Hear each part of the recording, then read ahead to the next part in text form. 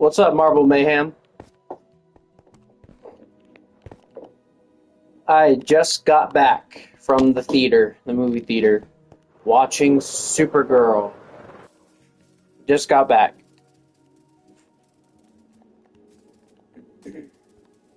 I have some thoughts, that's for sure.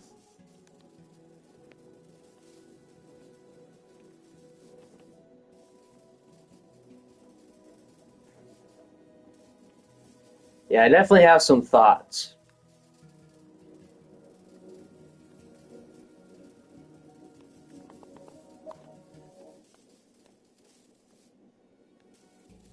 Oh, cool. Didn't know you were in full league. Hmm.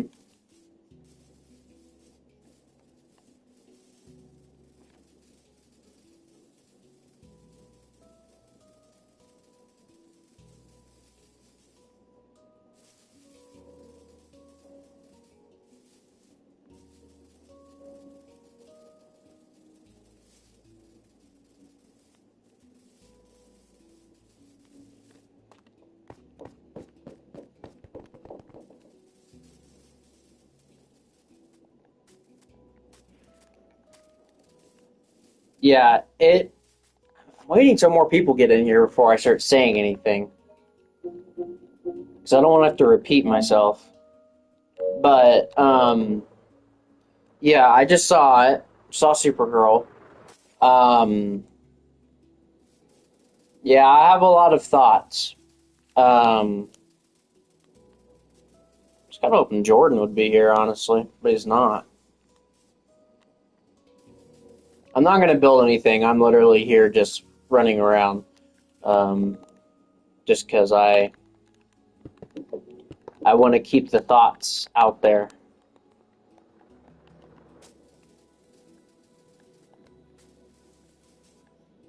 But anyways, I thought it was very mid, honestly. I'll try not to say any spoilers. But honestly, if you've seen any of the trailers, you basically know what's going to happen. They basically spoiled the entire movie. I mean, there's like a few things that happen that kind of surprised me, but not really. Um, Basically, the trailers spoiled the movie, unfortunately. So if you don't want to be spoiled, don't watch the trailer. But yeah, fortunately, the trailers kind of ruined it. But yeah, it's a pretty like nothing burger of a movie. I mean, yeah, there were some good parts. I think Millie Alcock is really good as Supergirl. She's a really good Supergirl. Um, Jason Momoa, of course, Lobo, awesome, great casting. I actually kind of liked Ruthie. I liked Ruthie. Um, I think I think she was actually really well done. Um, Krem, of course, you did want to punch him in the face, and yeah, um, he he's a monster, that's for sure. Krem is awful, but but yeah, so I mean, so pretty good characters. Yeah, I actually I updated some stuff on um, Ruthie just because I noticed some things while watching. She actually has a kind of like a ponytail, but or a braid, whatever. But um, I mean, I would say I'm not trying to spoil anything, but I'm like I said, if you've watched the trailer, you already know what's going to happen. Um, I mean, and obviously it's based on the Woman of Tomorrow comic. Um, there's a few differences, but not like entirely. It's not entirely different. Obviously, the Space Horse is not in the movie. There was, well, before I get to that, yeah, Space Horse wasn't in the movie. Um, the humor wasn't very funny. There was one joke that actually made me laugh out loud. Um, there was a guy talking about his balls, but that made me laugh. But besides that, the humor was not there. It was just kind of meh. Um, yeah, I feel like in the Rotten Tomatoes, I just looked before I went live. Critics gave it a 57, I believe, which is a splat on the tomato score, um, which I would agree with that. I think the movie is a solid 5 out of 10. And I feel like it's going to kind of become like the Incredible Hulk of the DCU. It's kind of going to become that just movie um, that was at the beginning of the universe. Um, so yeah, I just feel like it's kind of going to become that. Um, I can't think of the word. Like just the forgotten or the black sheep. I guess that would be the correct term. It's going to become the black sheep of the early DCU for sure. Um, I think out of all the DCU projects we've gotten, I think this is definitely the weakest. It's followed up closely by Peacemaker Season 2. I think Peacemaker Season 2 was a little bit better, but not by much. Um, I think after that is probably Creature Commandos, just because I felt like the entire first season was just purely set up for a second season, which I'm very excited to see. Um, and then I'd probably say Blue Beetle next. Then uh, probably Peacemaker Season 1. then the Suicide Squad, then Superman. Superman is literally peak. Um, which I felt like that Supergirl kind of had the issue um, that Superman didn't have. Supergirl set in space, so there's not going to be a lot of DC characters. Well, and it's not just set in space; it's set in kind of like the bad part of space, kind of like the Star Wars equivalent of the Outer Rim, I guess, where all the smugglers go. It's set in that kind of area, so there's no like. I mean, there probably is. I just didn't know, but there's no like big named DC character at all.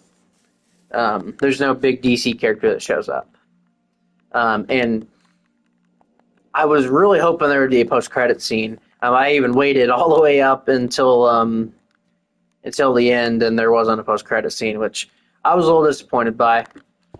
But I thought a post-credit scene could have saved that movie. Maybe like something with Brainiac. Now, Brainiac definitely has a story to play with the downfall of Krypton. I definitely think he does. And they pull something very similar to what they did in Man of Steel. But they don't show it as much, obviously. It's just kind of alluded to. But yeah, I do think Brainiac had a part in that. I do think it was an interesting choice. Oh crap! I don't know if I should say this because it's kind of getting into spoiler territory. There was one change they did regarding the backstory of Kara that I thought was interesting. Something that I haven't seen anybody else do, or that anybody else did, I should say. Kind of relating her and Superman. I haven't seen anything like that, but yeah. Once the movie's out, I'll talk a little bit more about it. Just I wanted to just kind of give my literally out of theater thoughts on the project. Like I said, I thought it was pretty mid. Wasn't really blown away by it, but it wasn't bad. I mean, it's the definition of a standard superhero movie set in space.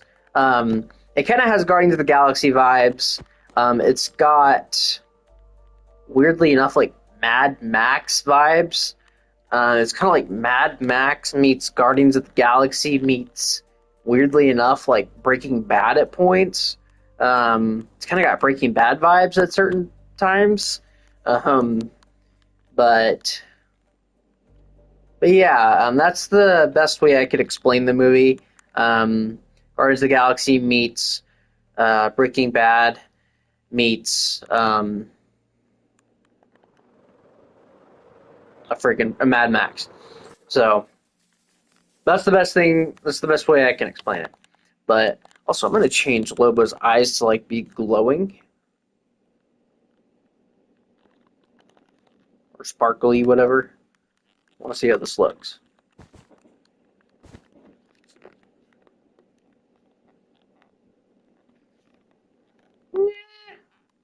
Nah, I don't like it. Oh, crap. What is all this? Oh, it's when I was experimenting with the mouth. Alright. But yeah, so yeah, 5 out of 10. Middle of the road. I think it's going to be compared a lot to Incredible Hulk. I really do. I definitely think it's a better movie than Incredible Hulk. Incredible Hulk is just kind of weird. It's just a weird movie. It's just I don't think they knew what they were really doing. The Incredible Hulk, when they were making it, it kind of just felt like a mishmash. And I know Edward Norton was like fighting them about the script and stuff. So, But oh, and you could definitely. I know they went through a lot of trouble with the composer. Like they kept firing a composer and then hiring a new one, getting bringing so on and so forth, firing the new one, getting another new one, firing that one. You could definitely tell. The music is kind of all over the place. There's needle drops, but there's also like actual bouncing back and forth, and it's kind of disorientating at times because it's like, wait, what are we doing? Um, but yeah, the plot was just kind of weird. Um, I mean, it's pretty stereotypical in the comic, but I was just having a hard time following it in the movie just because it kept bouncing back from thing to thing. But oh, and the VFX, the visual effects definitely were not finished. Um, it's laughably noticeable in a lot of scenes, like the green screen, the soundstage that they shot on in England, especially on Ruthie's scenes. They must have shot Ruthie's scenes, like the close-ups and stuff like that, like last, because her like close-up shots look really bad with the VFX in the background. I don't know what they were doing, but they look really bad. Excuse me. Especially compared to everything else. But Crypto kind of, I mean, Crypto is barely in the movie, but when he is there, half the time he looks really good, half the time he looks kind of weird. But everything with Krypton looked really cool. I will say that. Um, but they did a really good job with that. But there was just kind of bits and pieces, especially when she's like flying and stuff like that. It just kind of looked a little strange, and you could tell like they just superimposed Billy Alcock's face onto a CGI dummy. But but yeah, so that is my opinion on Supergirl. Meh. It's all. I literally walked out of the theater and I was like, yeah. So So yeah, I'm looking forward to Clayface. Or wait, no, Lanterns is next. Lanterns is next. So I'm looking forward to see the more organized portion of or aspect of space, because Supergirl was literally like bounty hunters and literally Mad Max in space. But I'm looking forward to seeing the more organized section of space, because we are going to be seeing space in that show. It might not seem like it from the trailer, but they have confirmed space will be in the show. I'm gonna guess it's probably having something to do with the first few episodes are going to start out really grounded, and the more and more you get into the show, the more space and cosmic it gets. That's a guess of mine. It could be wrong, but that's just what I think. But yeah, Lanterns is the next project. It comes out not even 2 months, under 2 months away. So I'm excited to see. Jordan, you literally get here right when I'm wrapping up the stream. So I'm not re-explaining all what I just said. I just explained a ton of stuff. So, but well, Jordan, I'll tell you my review of the movie is 5 out of 10, mid, mediocre. I'm not gonna. You can go back and watch the stream and see what I said. I've done nothing. I've literally just been flying around in here.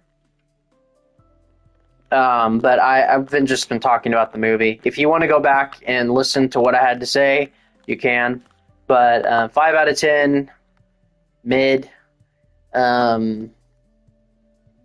Yeah, 5 out of 10.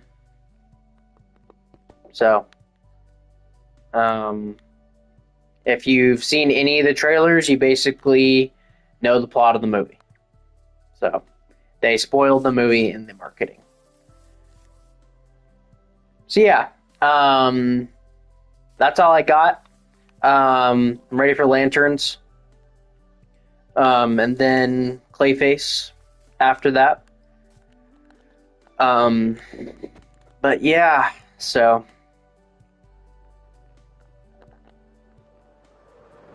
let's go look. I was saying that Supergirl's probably going to go down as the Incredible Hulk of the DCU. It has very similar things with Incredible Hulk. It's quite a bit. It's probably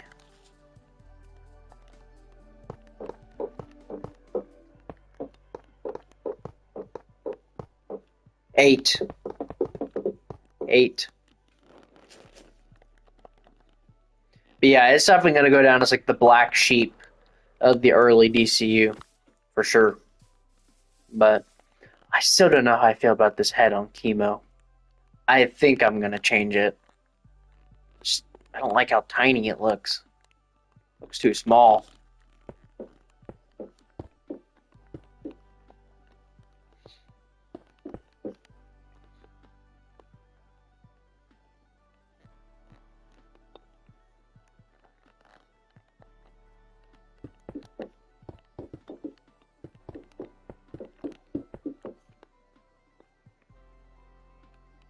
Okay, there we go.